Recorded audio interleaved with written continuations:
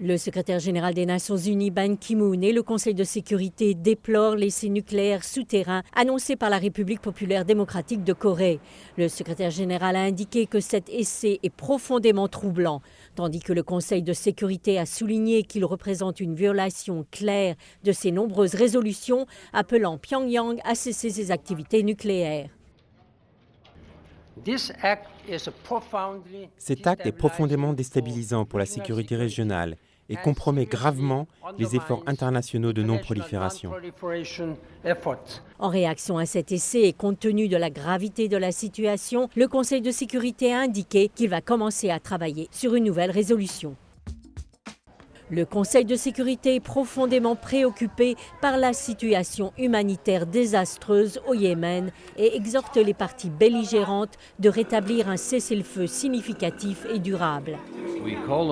Nous appelons les parties à s'engager sans conditions préalables et à être de bonne foi, y compris pour résoudre leurs différends par le dialogue et des consultations,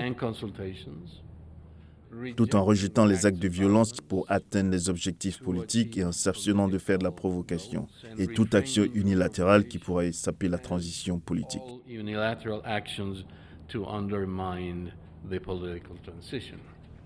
L'ONU a tenté de négocier un terme au combat dans le pays, mais jusqu'à présent, les violations du cessez-le-feu ont fait que le processus de paix n'a pu se mettre en route. Avec un nombre record de réfugiés et de personnes déplacées dans le monde, le nouveau chef du Haut Commissariat pour les réfugiés appelle à lancer plus d'efforts diplomatiques pour trouver des solutions aux conflits et aux abus qui poussent les gens à quitter leur foyer. Lors de sa première conférence de presse depuis sa prise de fonction, Filippo Grandi a indiqué que l'agence navigue dans des eaux extraordinairement difficiles. Même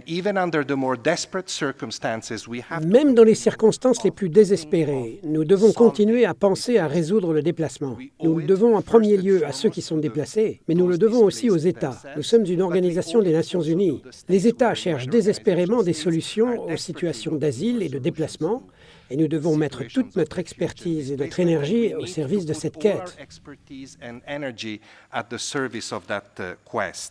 Avec quelques 60 millions de personnes déplacées dans le monde, Filippo Grandi a indiqué que les pays qui accueillent un nombre important de réfugiés ont besoin d'être mieux aidés.